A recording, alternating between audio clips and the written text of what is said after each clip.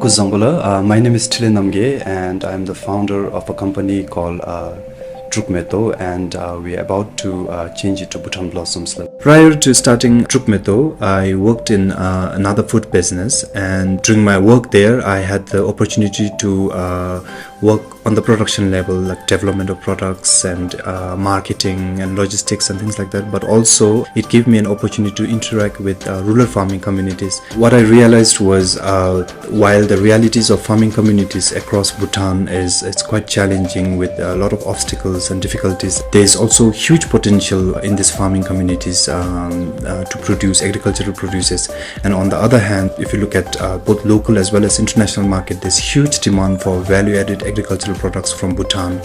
And so I thought if we started Druk Metho or Bhutan Blossoms, it would serve as bridge between these two realities, and hence that was sort of the inspiration behind why we started this project. We currently have over 10 products which we market in both the local market as well as in the international market, and currently together with the project in the community we have 8 employees. First of all, we received 5 years of tax holiday with the promise that there could be an additional 5 years since we are both agri as well as we are into organic farming. So that's the first incentive we received. The second one being we received sales tax and duty exemption from the government for the import of machineries, plants and other agricultural equipments from the government as well, which we both imported from second country being India as well as from third countries such as Switzerland and other European countries as well. And this has been some of the fiscal incentives that we have received from the government so far. We also received sales tax and duty exemption on import of packaging material as well as labeling from third country. It has been of great help, the fiscal incentive that we received from the government, firstly because actually annually any companies in the country are liable to pay taxes at the end of the year, which we didn't have to do. So that was already a big financial relief for the company, and especially considering the size of the company and the kind of revenue we have, this was of huge help because it helped, and because of the current global pandemic that has been happening, it has affected our revenue stream